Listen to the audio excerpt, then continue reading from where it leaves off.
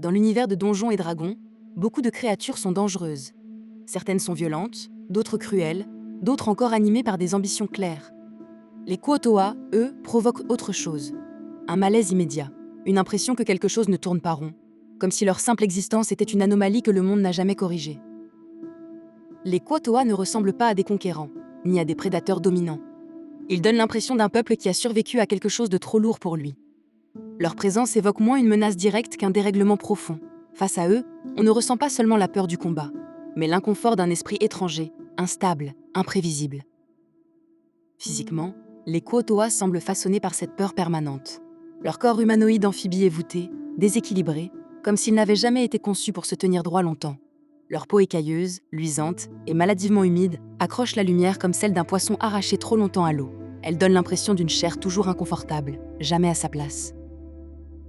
Leurs membres sont maigres, nerveux, souvent crispés contre leur torse dans un réflexe de protection.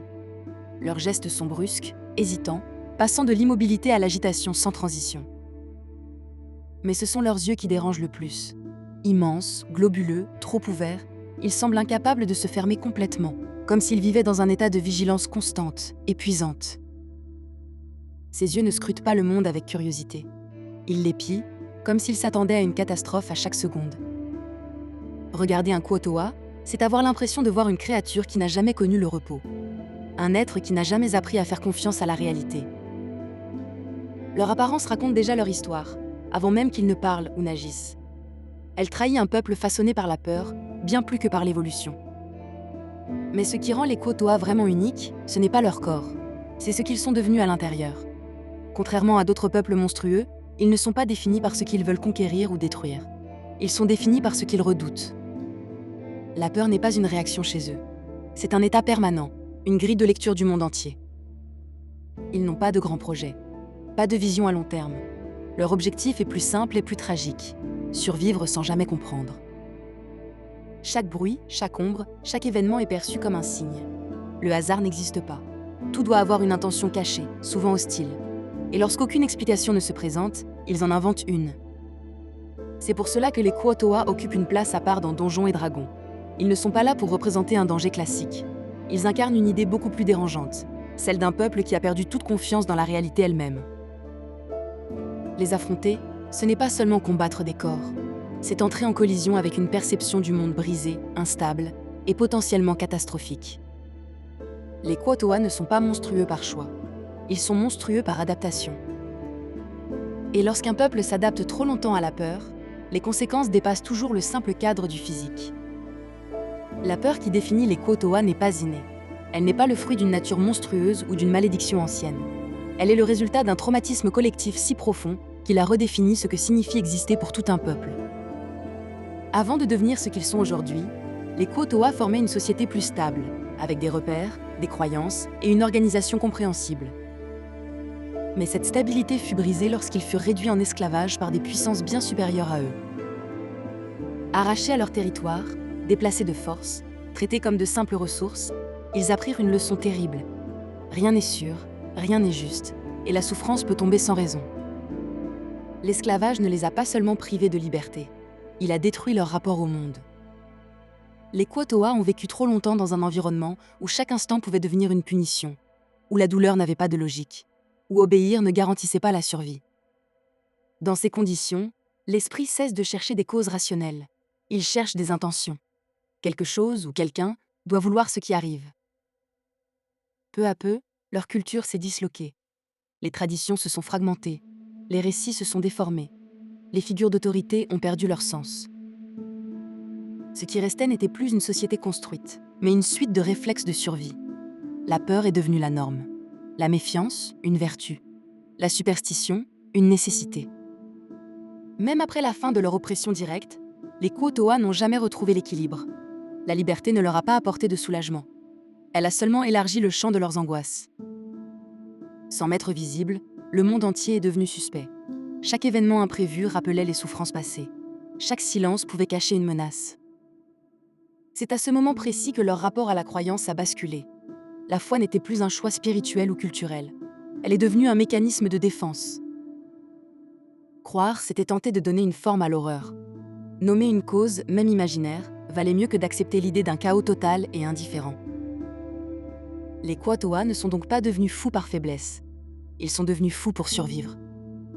Leur esprit s'est adapté à un monde où l'incompréhensible était permanent. Mais cette adaptation a laissé une cicatrice profonde. Car dans Donjons et Dragons, la croyance n'est jamais sans conséquence. Et lorsque la peur devient le socle d'un peuple entier, elle finit toujours par chercher à s'incarner. Lorsque la peur devient permanente, elle finit par chercher une issue. Chez les Kuo-toa, cette issue fut la foi. Mais pas une foi apaisante ou structurée, une foi extrême, désespérée, totale, née non pas de l'espoir, mais du besoin absolu de donner un sens à l'horreur. Les Kuo-toa ne croient pas comme les autres peuples. Leur croyance n'est pas symbolique. Elle n'est pas tempérée par le doute ou la réflexion. Elle est immédiate, viscérale, collective. Chaque événement, même le plus banal, est interprété comme un message. Un bruit dans l'eau, une variation de lumière, une mort soudaine deviennent des signes. Et lorsqu'aucune explication claire n'existe, ils en créent une. Dans leur esprit brisé, le hasard n'a pas sa place. Accepter qu'un événement soit dépourvu de cause est plus terrifiant encore que d'imaginer une volonté hostile. Mieux vaut croire qu'une entité agit, même cruellement, que d'admettre que le monde est indifférent. Cette logique transforme la foi en mécanisme de survie. Croire devient un réflexe, aussi vital que respirer. Dans l'univers de Donjons et Dragons, la foi possède un poids réel. Les dieux tirent leur puissance des croyances mortelles. Chez les Kuo-toa, ce principe atteint un point de rupture. Leur foi n'alimente pas seulement des divinités existantes. Elle exerce une pression directe sur la réalité. Lorsqu'un groupe suffisamment nombreux de Kuo-toa partage la même croyance, celle-ci commence à s'ancrer dans le monde. La frontière entre imagination et existence se brouille. Une peur répétée devient une présence. Un mythe murmuré devient une force. Une idée, si elle est crue sans réserve, commence à répondre. Ce processus n'est ni contrôlé, ni compris par les Kuo-toa eux-mêmes. Ils ne cherchent pas à créer, ils cherchent à apaiser. Mais ce faisant, ils donnent naissance à quelque chose de bien plus dangereux. La foi cesse alors d'être un refuge. Elle devient une force incontrôlable. Les Kuo-toa ne prient pas pour être sauvés. Ils prient pour que le monde cesse d'être imprévisible. Mais en tentant d'imposer un sens à l'horreur, ils ouvrent une brèche dans la réalité elle-même. Et lorsque cette brèche s'ouvre, le multivers écoute. Lorsque la foi des Kuo-toa atteint son point de rupture, elle cesse d'être une simple croyance. Elle devient un acte, un phénomène, une force capable de produire des conséquences bien réelles. C'est ici que leur histoire bascule définitivement, car ce que les Kuo-toa créent alors n'est plus seulement une interprétation du monde, mais une entité capable d'agir en retour. Les dieux issus de la foi Kuo-toa ne naissent pas d'un concept clair. Ils ne représentent ni la justice, ni la guerre, ni la nature. Ils émergent d'émotions brutes. La peur, la douleur, la culpabilité, le besoin de punition ou de protection se condensent jusqu'à prendre forme. Ces divinités ne sont pas pensées, elles sont projetées. Elles sont des réponses instinctives à un monde perçu comme hostile. Ce qui rend ces dieux si instables, c'est qu'ils héritent directement de l'état mental de leur créateur. Là où les grandes divinités reposent sur des siècles de croyances structurées, les dieux nés des Kuo-toa reposent sur une foi chaotique, changeante, contradictoire. Ils peuvent être protecteurs un instant, cruels l'instant suivant. Ils ne suivent pas de logique morale. Ils reproduisent la confusion qui les a engendrés. Ces créations divines ne sont pas rares chez les Kuo-toa. Certaines apparaissent brièvement, alimentées par une peur collective passagère, puis disparaissent lorsque l'attention se déplace ailleurs. D'autres persistent plus longtemps, ancrées par des rituels sanglants et une vénération constante. Dans tous les cas, leur existence laisse des traces. Des cultes brisés, des lieux instables, des communautés détruites par ce qu'elles ont elles-mêmes invoqué. Pour l'ordre divin du multivers, ce phénomène est profondément dérangeant. Il prouve que les dieux ne sont pas tous des piliers immuables. Certains sont fragiles, certains sont accidentels, certains n'existent que parce qu'un peuple entier refuse d'accepter le hasard. Les Kuo-toa rappellent ainsi une vérité inconfortable. La divinité n'est pas toujours synonyme de sagesse ou de supériorité. Créer un dieu par accident n'est pas un acte de puissance consciente. C'est un symptôme de désespoir absolu. Les Kuo-toa ne cherchent pas à dominer le monde. Ils cherchent simplement à survivre dans un univers qu'ils ne comprennent plus. Mais en projetant leur peur dans la réalité, ils transforment leur cauchemar en force capable de leur répondre. Et une fois qu'un dieu existe, même par erreur, il ne disparaît jamais sans laisser de cicatrices. La société des Kuo-toa n'a jamais été bâtie pour prospérer. Elle a été bâtie pour durer, coûte que coûte, dans un monde qu'ils perçoivent comme fondamentalement hostile. Chaque règle, chaque rituel, chaque hiérarchie découle d'une seule obsession: éviter la catastrophe suivante. Chez les Kuo-toa, le pouvoir ne repose pas sur la force brute ni sur la sagesse. Il repose sur la capacité à interpréter la peur. Les prêtres occupent une place centrale, car ils prétendent comprendre les signes, deviner les volontés invisibles et déterminer les sacrifices nécessaires. Leur autorité ne vient pas de la confiance, mais de la crainte. Craindre de désobéir est toujours plus fort que croire en une récompense. La vie quotidienne est rythmée par des rites incessants.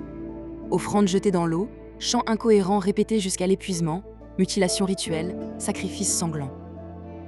Ces actes ne sont pas accomplis avec ferveur ou joie. Ils sont exécutés avec urgence. Chaque rituel est une tentative d'apaiser quelque chose que les Kuo-toa ne comprennent pas entièrement, mais dont ils redoutent la colère. La violence fait partie intégrante de cette organisation.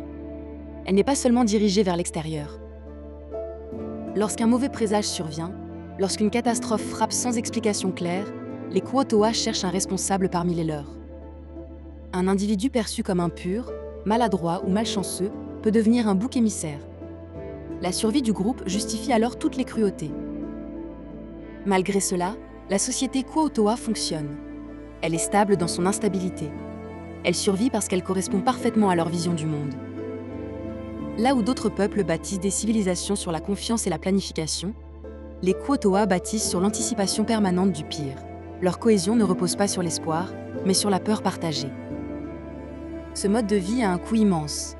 Les Kuo-toa ne connaissent ni paix durable, ni véritable sécurité. Ils vivent dans l'attente constante d'un signe, d'une punition ou d'un changement de volonté divine.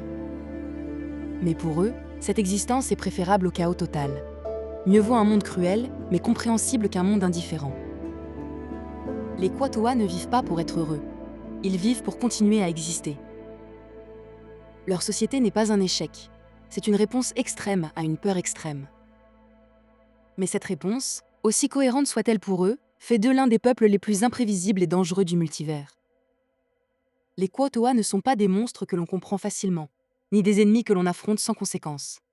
Ils sont le produit d'une peur prolongée, d'un traumatisme si profond qu'il a redéfini leur rapport à la réalité, à la foi et même aux dieux. Ils montrent que dans l'univers de Donjons et Dragons, le danger ne vient pas toujours de la puissance ou de la malveillance consciente. Il peut naître du désespoir, de l'incapacité à accepter le hasard, du besoin irrépressible de donner un sens à la souffrance, même si ce sens est monstrueux.